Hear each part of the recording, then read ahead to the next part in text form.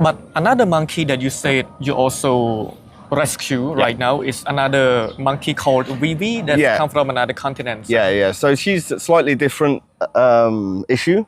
So ViVi was born. She was bred in captivity, probably in Thailand. There's quite a lot of breeders, and she's one of the smallest monkey species in the world from South America. She's a monkey we call a marmoset. So she's not native to Cambodia, not native to Asia. So this is an animal that should never be released into Cambodia. Your animal's sick or you need to go to the vets. Also, ViVi now lives on her own for now. So, Mr. Mark Dainty again, and we are here at the Angkor Wildlife and Aquarium, sir. Sir, so today we are focusing about, also one of the big, let's say, activity here in AWA in SIEM REAP province, and that is the wildlife rescue. Yeah. Yes, sir. So people coming here, yes, they might see the animal being happy, they are in their water and stuff like that. But at the same time, behind the scene of those things that they see in front of them is, the effort of getting animal from their, let's say, not so safe place into this sanctuary, sir. Yeah. So because you are an expert and maybe not many people understand the depth of the meaning, can you explain to us again, sir, what exactly is an animal rescue, and especially in the context of Cambodia, sir? Yeah, so in Cambodia, a lot of wild species. So we focus on wildlife, so not domesticated species like dogs or cats. So it's animals that often live in the forest or the wild habitats. Sometimes they come into conflict with people, and then they need to be rescued. So for example, some wild animals are kept as pets sometimes, but not kept very well, fed the wrong food or kept not good, and sometimes we need our help. We have wildlife gets injured sometimes, maybe hit by the car or something like this, and then they'll need rescuing for medical treatment, and then hopefully can release back. So these sorts of things are the reasons we often receive animals from the wild. And also in Cambodia, some people believe that they are good to eat. That it's more healthy than chicken or a pig or some. So a lot of wildlife can be traded for food as well. So in our reptile house, we have 2 cobra species, which are both were saved from becoming cobra soup. That was their destination, but we managed to get them before, so now they live with us. Yes, sir. So you mentioned just now, you said some animals were rescued from their owner. Something like that. You mean like so you intervene with the owner so that you can get the animal, or what do you mean? Well, quite often some people actually they don't want the animal anymore, so they want to give away. So often people will contact us, and then if we have space and we can help, we can take those animals to help. And then so also some of the other animals that we have weren't actually rescued by us. Rescued many years ago, by another NGO, Wildlife Alliance. And often, some of those animals were confiscated by the authorities. So, the Forestry Administration, if they know that somebody is keeping an illegal animal somewhere, they can then intervene and the owner and then educate the owner to why it's a bad thing. Get the animal, and then they can donate the animal to a place like this or Phnom Thephet Zoo, and then they can be looked after there. Yes, sir. And another point is that you may rescue animal from the forest when they get injured. So maybe they step on traps or... Snares are a big problem in Cambodia. Many people put millions of snares in the forest and they cause damage. So yes, we can get animals with snare wounds or damage from motor vehicle. Or sometimes, we have birds often at the right time of year. Sometimes the first rains come and some of the young birds are still in the nest, and maybe the nest is destroyed, and they're found by people on the ground, and then they can eventually find their way to us sometimes. Yeah. I see, sir. But normally, I mean, the forest is very big, and also there are so many animals inside, each, let's say, pocket of forest. Yeah, yeah. So I mean, you help them all, or you only select some of them, sir? Like, No, I how mean, do you- we can only help the ones that we know about, right? We're sure there's many animals that fall from the nest or whatever, and that obviously die. They don't get any help. But there's a lot of people inside the forest now, and people tend to, if they come across something like that, they will call the authority to help yeah, or sometimes often they bring to the pagoda. It's very common. So there's a okay. pagoda not too far from here, and the monk there, if he gets brought wildlife, he will contact us, and we will go to help him. Yes, sir. But before going to, let's say, rescue this animal, because you said there are a variety of animal. So how do you prepare, sir? Like, do you study the animal in advance? I mean, how do you assemble your team? Actually? Yeah, it depends on which animal. So some of the animals we get quite a lot of the same, and we know what the process is. So for that is quite simple. So for example, python, portolan, we get. Quite often people bring, they don't want to hurt the animal, but they don't want the animal to live around there. Maybe they breed chickens or ducks and the python eat them. I see. So often they bring them to us, and then we can try to relocate them into a safe forest somewhere. But how about other animals such as birds or big cats or The something bigger, like that? I mean, big cats we don't have, so it is we don't need to worry like that. So the biggest animal we have so far is the langur, Svarprium. This one was actually brought to us by the villagers who caught her. She's escaped or an abandoned pet, so she's not scared of people, and she was stealing food. So the people caught her and then contacted us for help, and then we worked with them to bring her here to us. But so often the animals get brought to us. Or yes, of course we need to determine, what equipment we need depending on the species. So if we get contacted about, a snake species or something else, we then know we know what we need to take with us to help us. We need to wear some gloves, or we need capture equipment. We need a cage for restraint, and then of course we transport inside the car also. So yeah, we have a lot of equipment ready for rescue, and depending on the species, depending on what we need and what we take, and how many people. If we have a python in a bag, I go on my own. It's easy, right? Yes, It's a bigger animal, and maybe 2 or 3 people will go. Yes, sir. But you mentioned just now about the langur. So her name is GiGi. GiGi, yeah. GiGi, yes. So we don't know who released her into the wild. I mean, it has been found like she was found like that. She was captured from the wild, right? So often what happens is people, if they find the female with the baby, they'll often kill the female, and then they take the baby. The baby can then be sold as a pet, and people like to keep them as the baby, feed them the milk, all this, right? But then, of course, they get bigger. So Gigi is now an adult female, and now she either escaped from where she lived before, where she would been kept as a pet, or quite often they're abandoned. People can just put back in the forest and they'll be okay. But they're not okay. They're not, because they've never been reared by their mom. The mom showed them how to survive, what to eat, where to hide, for instance, so they get to know the area. Yes, but she never was allowed that because she was taken from the forest.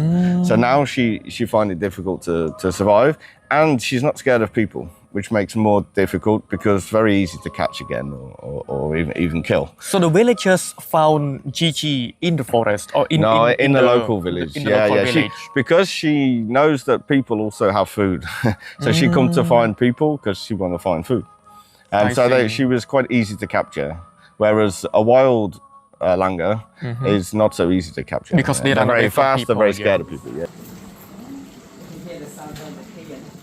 Oh yeah, because the keepers always, when they bring the food, they hear this sound. So actually, Gigi is a Cambodian, species, a langur species. So the reason why you are rescue one of them or many of them, sir? Well, at IWA, she's our first langur rescue, but there are many langurs in different rescue centres. So we have one close to here called ACCB. They have a population of langur there that have been rescued. Yes, and sir. also in Phnom Penh have many langurs from different species also, not just Indo-Chinese langur. So even though Gigi was born in Cambodia, but she was kept as a pet. Yeah. So it's not always the right way to release her back into the wild. That's what you say, sir. No, so if we rescue animal, our goal is to release it back in the wild. But we have to assess if that's suitable or not. So some animals are, like the python that we get, we release into the forest, of course. But for monkeys, so for Gigi, it's sometimes very difficult because they're very intelligent and then they get to know people. And then this sometimes often means that they're not suitable for release into the wild. Yes. Or they know how to find food or what type of food to eat because they've never been shown by their mom. Yes. So they try to find human food. Yes, more often than known what to eat in the wild. So this most of the time determines that they're not suitable for release.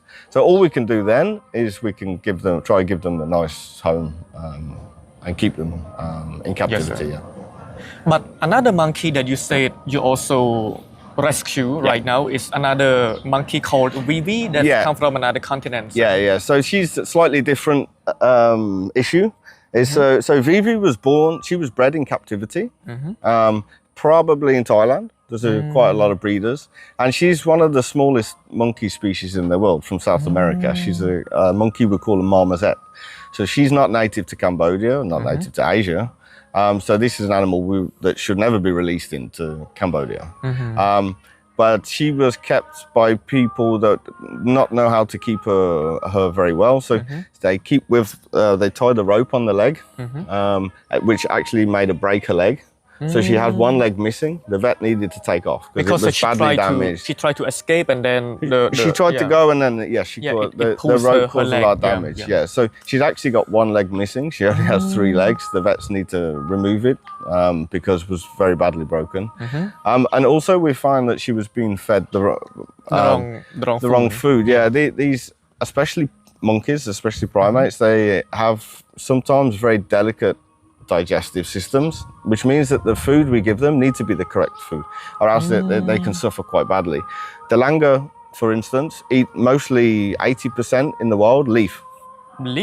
Yes, of course in captivity people feed rice, banana, and all of these foods, which is not good for their. So not all monkeys prefer banana like we see in the cartoon. I think a lot of monkeys prefer banana, but it's not good for them. Because in the wild we don't have the banana like we eat. And so a lot of the fruit that we eat is very high in sugar because that's what we like. So we cultivate it very high in sugar. In the wild fruits actually are normally very low sugar content and high water content.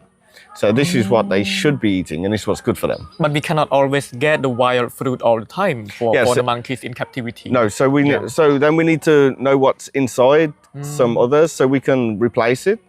So actually we should feed them more vegetable than fruit. So our diets are prepared with certain vegetables which have the similar content of sugar and other things as the wild fruits or the wild objects that they would eat in the wild. So we try and match it and balance it.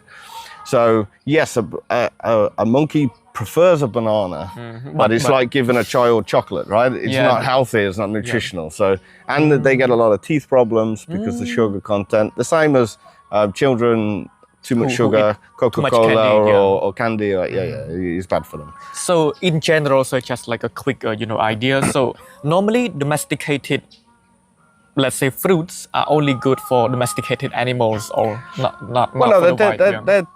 They're domesticated fruits and selectively bred to produce high sugar, nice taste, right? And that's for people, it's for us. Yeah. For humans. So often these are not the best foods to feed to all animals, right? So some animals actually evolved to eat sugary fruits and are okay, but there's not many. And for primates, we know it's not good.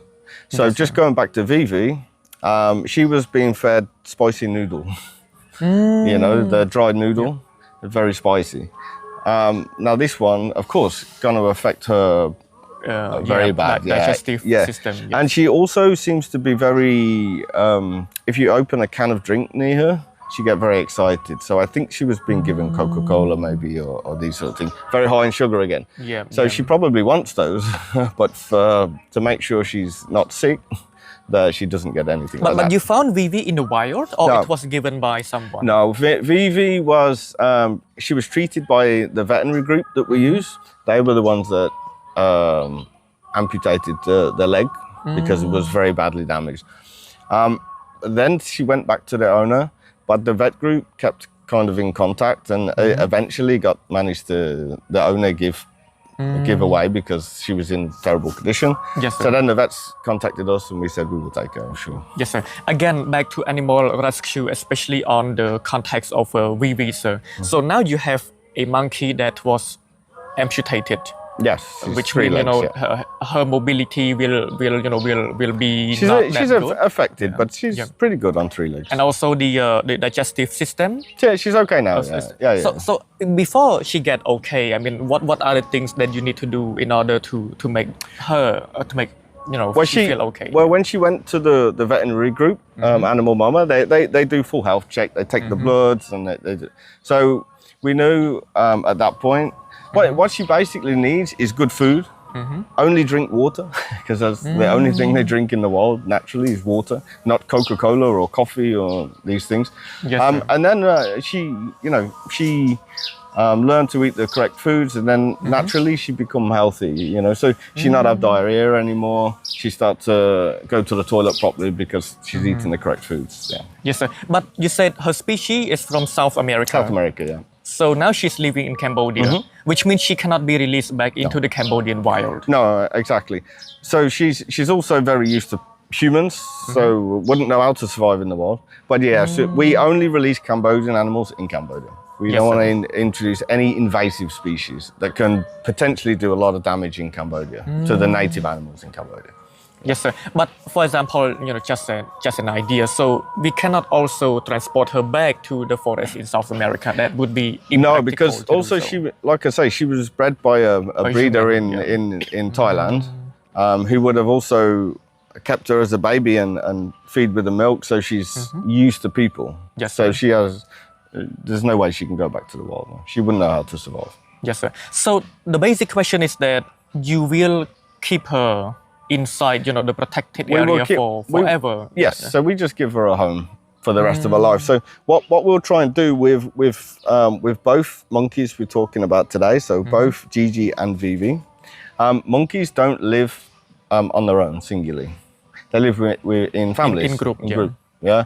So what we will eventually try to do is get a male for both of them, so they're not living on their own. Much more natural to live with their own kind.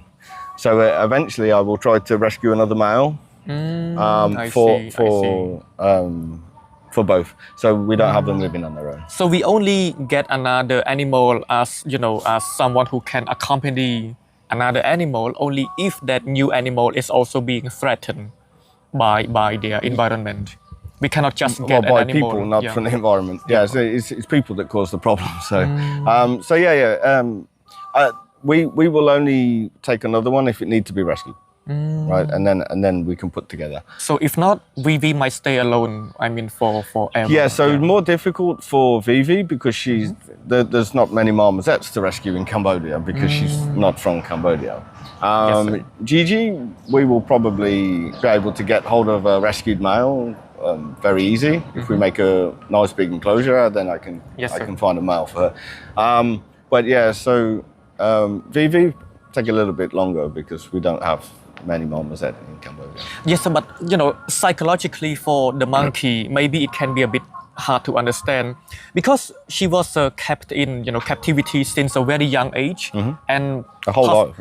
Possibly she never know South America.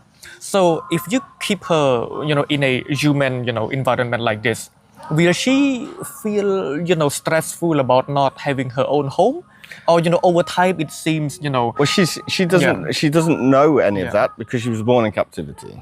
Like for example, the movie Tarzan, like a human baby was born in the gorilla, family. It's a movie. Yeah, It's a movie, right? But is it the same for the monkey? No, it's a movie. Yeah, it's a movie. So she doesn't know South America exists. Yeah, which sounds kind of sad, right? Because she was born in probably Thailand. From human perspective, yes. Yes, from our perspective. Yeah. But she doesn't know anything about her home country. The forests where where her species live. She doesn't know any of that. She only knows the pet trade in captivity, which sounds a little bit sad, but it means that she doesn't stress about it because she doesn't know about it. So she wasn't taken from the wild, so she doesn't stress about going back because she was born in captivity. So in that sense, we don't have to worry about her stressing. Okay. What we worry about is we know that naturally they live in groups, right? So I worry she's on her own. So she needs another animal to live with, and because she needs that social interaction. But she cannot live with a different species or similar species. It has to be the same species. We would prefer the same species, yes. Yeah, and we wouldn't mix. I mean, she's very, very tiny like this. It's not like this monkey we could actually keep with the langur for company because they're so different. So right now she's on her own. She gets a lot of attention from the animal keepers and the staff here at AWA, and she likes that interaction. So often people, when they go past, they stay and say hello to her. And she feels comfortable being like she's that. Comfortable around people. She's lived with people her whole life, yes. So she gets a lot of attention from people, but still better eventually that I can get her a monkey from the same species, a male, that she can live probably. Without a leg, is it hard for her to move around? No, she moves very good. We'll go and see her. She's wildlife can adapt very well. Even domestic animals. You see the dog with 3 legs or a cat, and they learn how to get around. So she's still very fast and she climbs very good. So it doesn't affect her. Yes, sir. And now she's about how old? We don't know her age because we don't know. We didn't have any information really when she came, so I don't know how old she is.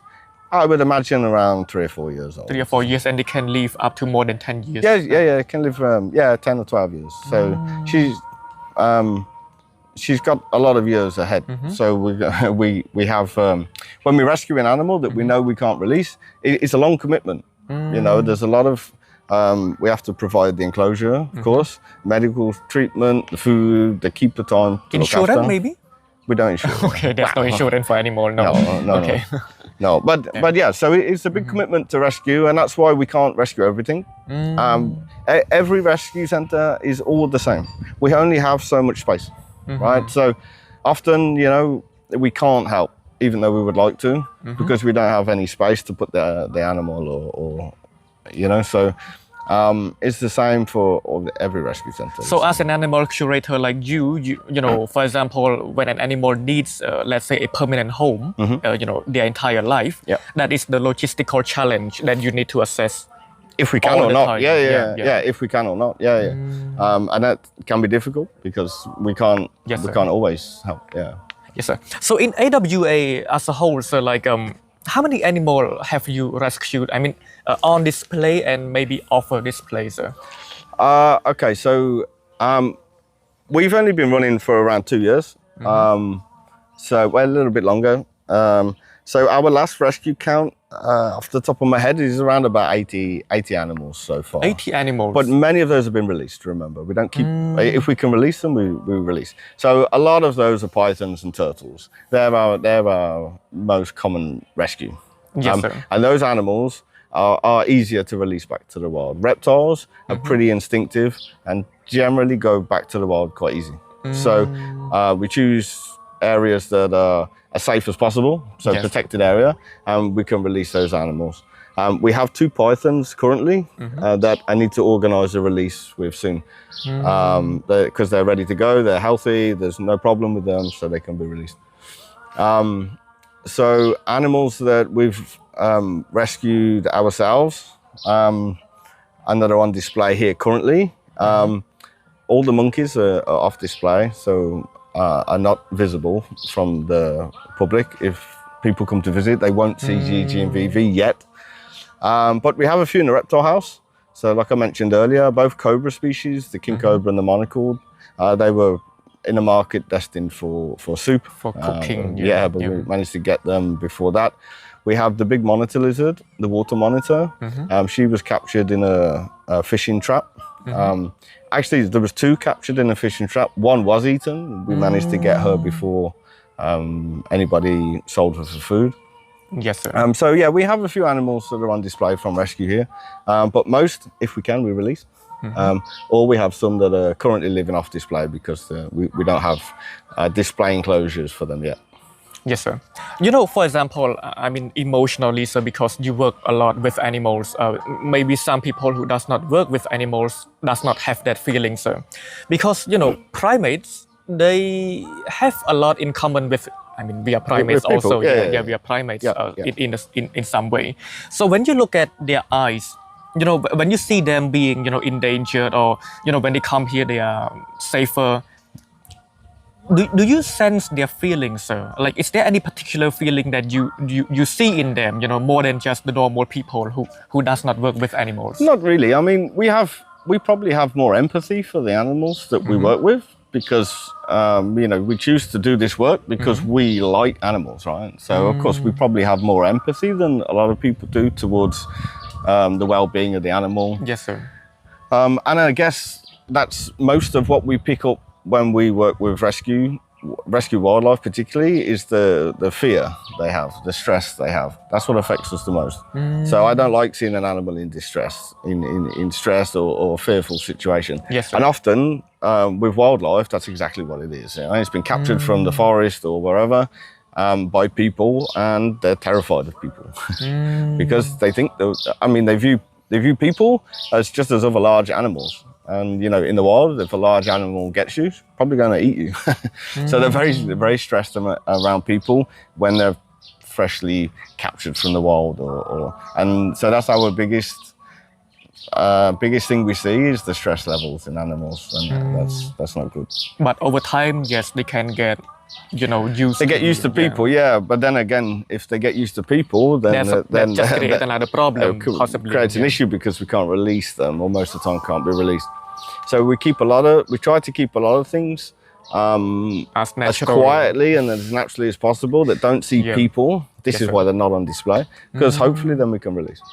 If they retain the fear of people, this is actually a good thing. If they're healthy, they're scared of people, then we can try and schedule a release as quick as possible. But we cannot so they don't get used to people. But we cannot let them be scared of people by being as a danger image to them. I mean, we still feed them, we still take care of them. So this is the issue. It's like a contradicting idea. But what we can do is we can keep them in ways where that they don't see the keeper all the time, or you know, you can present food that is not from Not the keeper. visible, We can scatter. We call scatter feed. It's normal. So, you know, primates are a good example. They need to go around and find the food. This is good for them. They need to do that in the wild also. Yes, sir. So yes, there are ways that we can do things. We try to limit the contact between animal and people. Yes, but yeah, it's very difficult, of course. We need to clean the enclosure. We need to feed them, and we need to monitor them. We need to watch their behaviors. We need to make sure they're not sick. Yes, sir. So yes, it's difficult. Yes, sir. So another question, you said just now, you cannot just rescue every animal. Some animal you said you don't know, you know, you don't want to rescue. No, we don't hear about many animals. The animals that we hear about and that we're able to help is a very, very small percentage of animals that are, you know, being trafficked or kept illegally or you know, being sold in the market for food. Yeah, yes, 99% we don't know about. Yes, sir. But just like maybe a silly question, but how about like big animal like moose or deer or, you know, cobra or something like that? Normally it's not hard. It's very hard to rescue them. Yeah, I mean, we don't have the facilities at AWA or we don't yet, but we don't have those facilities for large animals. I mean, they are very demanding. Those animals need to go to Phnom Penh. Phnom Penh is the only place that has facility for large animals. So, so what you just mentioned, so moose are from North America, so ignore them. Cupra are extinct, so we no longer have, but we have gawa, banteng, and large animals such as deer. I have rescued deer here, baby one. It was given to me from the monk but it was muntjac deers, the small one. So yeah, all those large animals, we only have one facility for those in Cambodia, and that's Phnom Thephain. Because they need a lot of territory to roam around. Yeah. They need large enclosures, yeah, you just need the correct facility to keep those large animals, and we don't have them here. So yeah. Yes, and also the last question about animal rescue, because yes, so you mentioned that, okay, so keeping the animal here, allowing people to come and study, to see them, to get to know the animal, even though, they may look dangerous, but they are not. For example, some, snake species, they are actually, not Harmless, really harmless to human. But if we don't know them, we generally consider that snakes are dangerous. So that is one way to educate people about, okay, this way you can protect, the wildlife. And in AWA, more than just putting them on display, is there any other program that, you teach young students? Education, education. So one of our main reasons for existing is education. So we have a project already. Of course, we educate people that come, our visitors. As you go around, you see we have a lot of information about all of the animals, the issues that the animals face. But yes, we have a project and an upcoming project as well, specifically aimed at school children and from schools that don't have the money to bring the children here. So you go to the school. We will help get school children here. So last year we received around 30,000 school kids mostly from SIEM REAP. And those school children come through, and then again, yes, the point of getting them here is to educate them about the forest or the river system, the animals within it, pollution. So plastic's a big problem. I see. So all of the issues that we want the next generation to kind of solve for us, right? Because it's the next generation of Cambodian children that are going to make the difference. So you said last year you received 30,000. 30,000. Yes. Wow. And so in 2025, we want to increase on that as well and get more in. So when they come here, you explain to them, each animal and how they function in the wild. Yeah, it depends on the age group, of course. So we get very young kids. We do a little bit with them. Not too detailed. Yeah. So and then we go right up to university students. We do questions and answers, and we do crocodile awareness about the conservation side of things. And so yeah, different age groups.